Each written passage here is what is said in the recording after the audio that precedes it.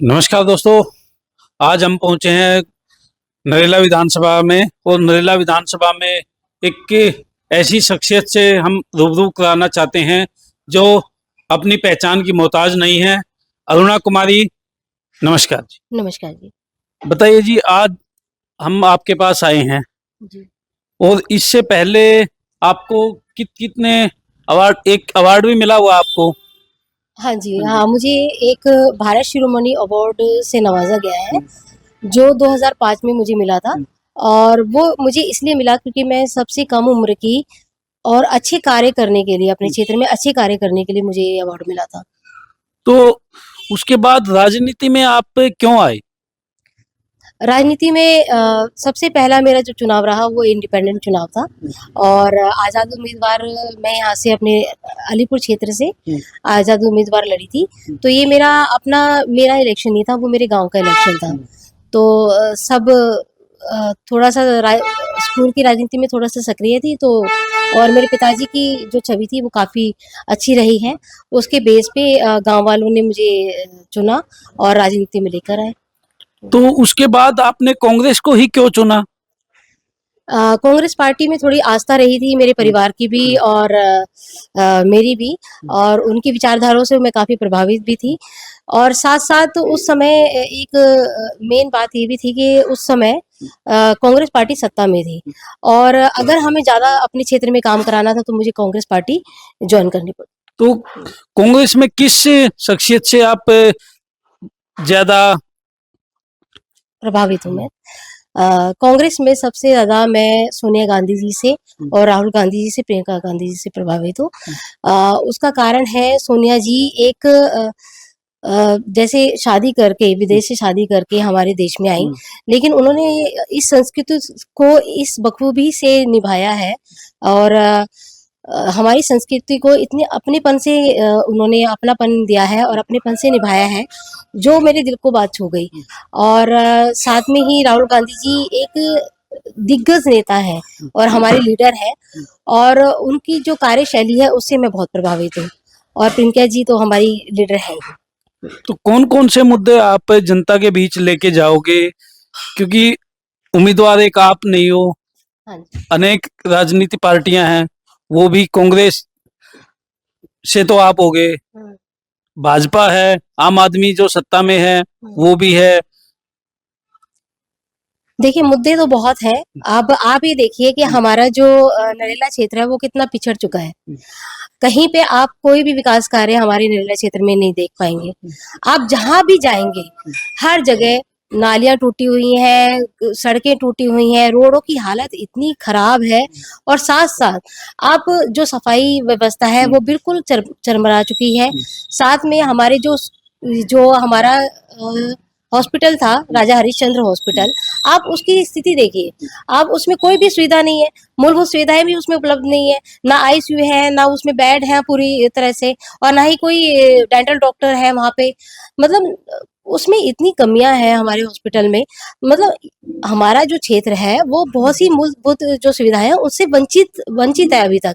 जो भी मूलभूत सुविधाएं उसमें चाहिए, चाहे वो स्वास्थ्य से संबंधित हो, चाहे वो शिक्षा से संबंधित हो, चाहे और मौलिक जो सुविधाएं हैं वो उनसे संबंधित हो, हम सब पूरी करेंगे। साथ में मैं एक अपना यहाँ पे चाहती हूँ कि हमारा एक महिला कॉलेज भी हमारे यहाँ पर नरेला क्षेत्र में जरूर होना चाहिए। साथ में इसके अलावा अलावा हमारे यहाँ पर जाम की बहुत बड़ी समस्या है नरेला क्षेत्र में, उससे भी हमें निजात मिलनी चाहिए। साथ में हमारा जो क्या नाम है, हमारी जो ग्रामीण क्षेत्र की जो पानी की निकासी की समस्या है वो बहुत बड़ी समस्या है, उससे भी हमें थोड़ा बखूबी देखने की जरूरत है। बकोली गांव ने चुनाव का बहिष्कार किया है, हाँ जी। उस पर आप क्या कहेंगे? देखिए, बकोली गांव चुनाव का बहिष्कार करने जा रहा है, ये मैंने सुना है। और मैं एक तरह से देखूं तो बकोली गांव जो है अपनी अपनी बिल्कुल अपनी जगह बिल्कुल सही है, क्योंकि वहां पर करीबन 400 से ऊपर एक्सीडेंट उस गांव के करीब हो चुके हैं। आप ये बताइए, एक फुट ओवर ब्रिज की वहां पर इतनी जरूरत है, वहां पर एक फुट ओवर ब्रिज बनाने की इतनी आवश्यकता थी, तो और जो हमारे जो लीडर रहे हैं उन्होंने क्यों नहीं सोचा इस बारे में?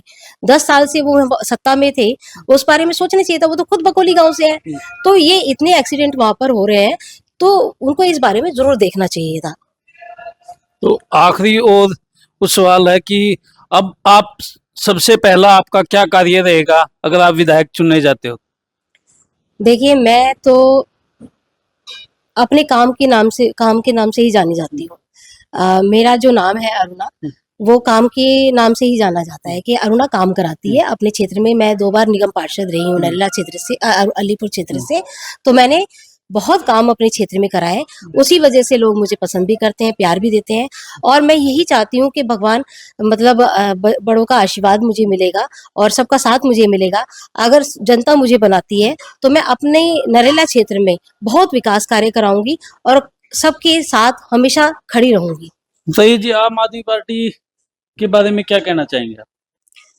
देखिए, आम आदमी पार्टी लगभग 11 वर्षों से सत्ता में रही है, लेकिन आप एक बात बताइए कि उन्होंने काम क्या किए हैं? उनका कार्यशैली जो है वो कितनी बेकार ढंग की कार्यशैली रही है।